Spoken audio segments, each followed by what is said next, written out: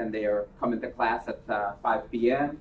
And class is usually typically 3 hours. So finding ways to keep them awake and engaged, as all of my fellow colleagues have presented on, and keeping them engaged have led to finding some creative strategies.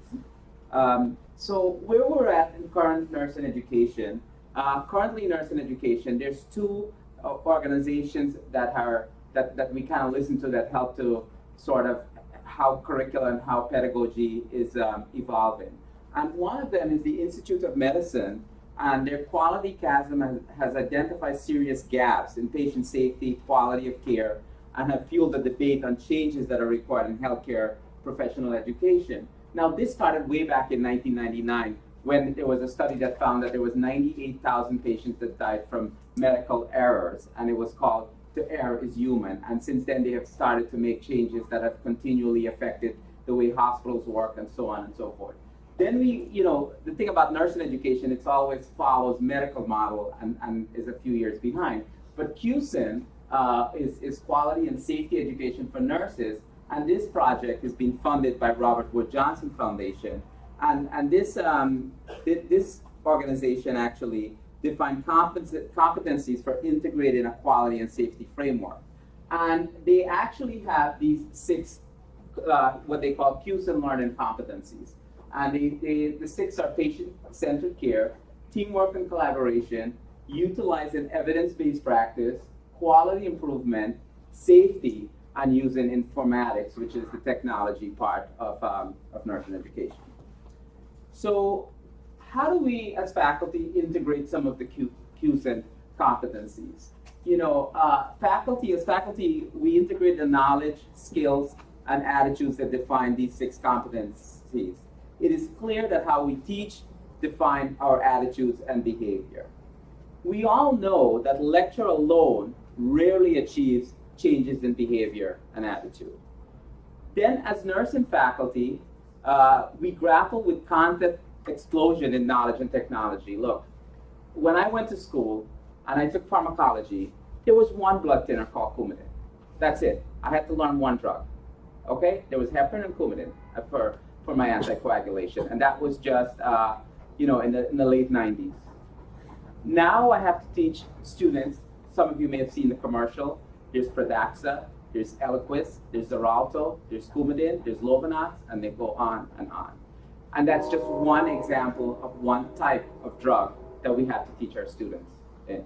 So there is this big explosion of how much to teach and what there is. So the QSIN pilot project came up with narrative pedagogy as an effective way to close the gap between classroom didactic and clinical experiences. So what is narrative pedagogy? So Palm Ironside, who started this type of pedagogy, said that it is an interpretive phenomenological pedagogy that gathers teachers and students into conversation, wherein new possibilities for practice and education can be envisioned. So I think of this as narrative pedagogy as an approach to thinking about teaching and learning that evolves from the lived experiences of teachers and students. So at Hostos, I went ahead and implemented narrative pedagogy to get my students involved. I wanted to have my students share their life experiences. I wanted to hear from them. They come to class, like I said, they've worked all day, they're tired. Putting up a PowerPoint and going through content wasn't, I think, ideal.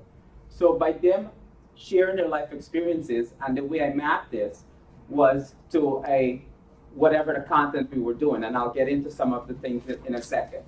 And they would write a story. From what I learned, and the best part of teaching is when you learn from your students, is that I really get to learn some of my students' experiences. I make them write their narrative as a story prior to attending class. Some of these narratives have been very, very emotional. And some of the students have had to actually have their classmate read their assignment because, it's a time when they really, they may start to cry, and there's an emotional bond that sort of creates around the clothes. The technology part, my students, I say to them, listen, you guys are in an associate degree program, you're all going to continue with your baccalaureate degree, and you need to utilize technology, and you need to start thinking about online, so much so, as my colleagues have talked about. And some of them really before had barely sort of logged on to Blackboard. Their interaction with Blackboard would be to just kind of go and download their PowerPoints and so forth. So by then having to upload their assignments via Blackboard, where I can then give them feedback, was a way for them to start to utilize the technology so that when they continued, they would at least get an understanding of how to upload assignments and so forth. So it sort of helps with a couple of different things. Now I just wanted to share with you some of the things that we learned and how I implemented narrative pedagogy. So on the day that we covered skin, I said to the students, write a story about something that was personal to you. And it doesn't have to be a descriptive. The one thing, and the instructions I give is do not open up the textbook and tell me what psoriasis is. Just don't duplicate multiple topics. So I don't want 5 students writing about psoriasis. So I created a blog on Blackboard so everybody would list their topic. So when we get to skin, a student would then read about, would write her story and then read her story. So this student wrote, the scaly patches covered nearly 50% of my body, and I was extremely depressed. I hated going out, and my biggest concern in the morning was if my clothing covered up every single patch. I always felt like people were staring at me, and was so self-conscious of my appearance. By this time, the psoriasis was on my scalp, forehead, even my hands. There was no hiding it, no matter how hard I tried. Being in junior high school was hard enough. Imagine trying to deal with a rash that your classmates all thought were contagious. I felt like the freak of the class. Now, there's no way in a PowerPoint training nurses to be better clinicians, to be understanding, to be able to understand culture and to be able to understand human response to illness. Could I stand in front of a class and talk about this? One example. We talked about GI, and we were talking about different types of surgical weight loss management. One student said I wanted to write about obesity. This is an excerpt from her narrative. It didn't really bother me unless we were walking somewhere. And he would stop every 2 blocks to catch his breath and take a breath, and I was in a rush because people would see me with him. Still, I didn't really notice that he was obese until I would hear him and my mom argue about it, and I would hear her express her feelings of disgust. She was describing her dad. I remember one family vacation that my dad stayed in the hotel room the entire trip because he insisted he couldn't get around like he used to. My dad would eat at night. I remember one day I came into the kitchen and saw him eating peanut butter and jelly right out of the container with the spoon. I expressed my feelings of anger and disgust and walked out of the room. She then went on to say, as a nursing student, I realized that I will most likely have to deal with a patient who may be struggling with weight issues. And I will have to use my self-reflection and be careful not to counter-transfer my personal feelings onto my patient.